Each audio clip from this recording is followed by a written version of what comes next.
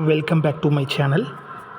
இன்றைக்கி நம்ம பார்க்க போகிற டாபிக் என்னென்னு பார்த்தீங்கன்னா, April 1, 2026 அதாவது இன்னத்த டேட்லேருந்து ஃபினான்ஸ் சம்மந்தமாக நிறைய சேஞ்சஸ் வந்திருக்குது.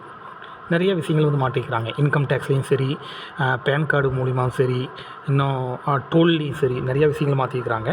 அது என்னென்ன மாற்றிக்கிறாங்க, அதனால் நமக்கு என்ன மாதிரியான விளைவுகள் வரப்போகுது அப்படிங்கிற பற்றி தான் வந்து இந்த வீடியோவில் நம்ம வந்து பார்க்க போகிறோம்.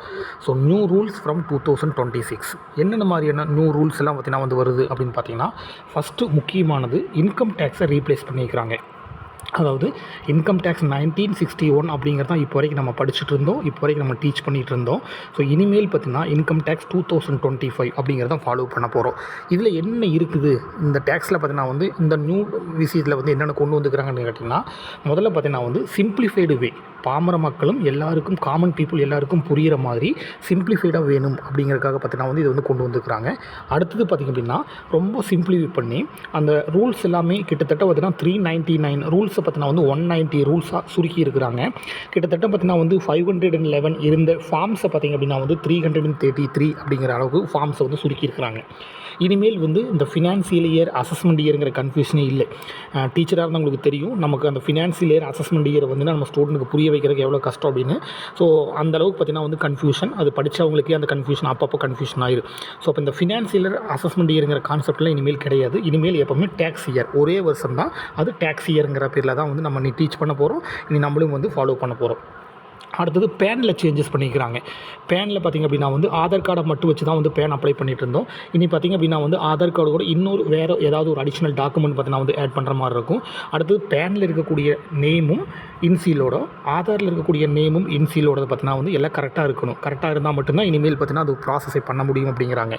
ஓகே, இது மாதிரியான முக்கியமான. அது இல்லாமல் நிறைய டேக்ஸில் சேஞ்சஸ் பண்ணிக்கிறாங்க. என்னென்ன அப்படின்னு கேட்டிங்கன்னா, இந்த ஹச்ஆர்ஏன்னு சொல்லக்கூடிய ஹவுஸ் ரெண்ட் அலவன்ஸ் அதை பார்த்திங்க அப்படின்னா வந்து இன்க்ரீஸ் பண்ணிக்கிறாங்க. அதாவது கிளைம் பண்ணுறதுக்காக இன்க்ரீஸ் பண்ணிக்கிறாங்க.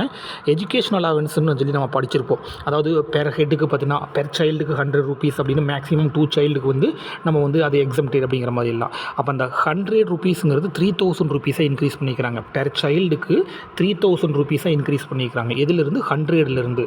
அது மாதிரி ஹாஸ்டல் அலவன்ஸ் பார்த்திங்க அப்படின்னா வந்து இது வரைக்கும் 300 ரூபீஸாக இருந்தது.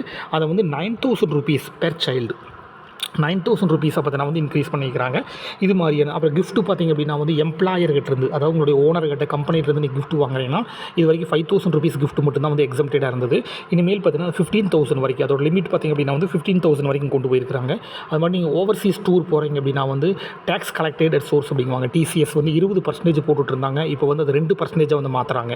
இந்த மாதிரியான விஷயங்கள். அடுத்தது பிஎஃப் பார்த்திங்கன்னா வந்து பேஸ் வந்து 15,000 ரூபீஸ் வச்சு தான் கால்குலேட் பண்ணுவாங்க. 15,000க்கு 12% எவ்வளவோ அதுதான் வந்து எம்ப்ளாயி கான்ட்ரிபியூஷனும் போகும், எம்ப்ளாயர் கான்ட்ரிபியூஷனும் போகும். ஆனால் அதை வந்து இப்போ என்ன பிளான் பண்ணுறாங்க அப்படின்னா 25,000 ரூபீஸாக வந்து இன்க்ரீஸ் பண்ண போகிறாங்க. அப்போ 25,000 இன்ட்டு 12% என்ன போடுறீங்களோ அதுதான் இனிமேல் வந்து போகிறதுக்கான வாய்ப்புகள் இருக்குது.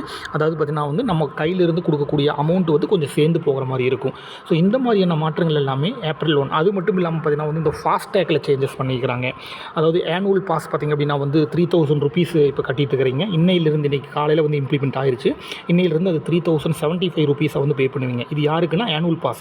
ஒரு வருஷம் வந்து டெய்லியும் பார்த்திங்கன்னா நிறைய டைம் கிராஸ் பண்ணிட்டு இருக்கிறேன் அப்படிங்கிற மாதிரி ஒரு வருஷத்துக்கான பாஸை டோட்டலாக வாங்கிக்குவாங்க. அதுதான் வந்து ஆனுவல் பாஸ். அது வந்து ஒரு 75 ரூபீஸ் வந்து மாற்றிக்கிறாங்க.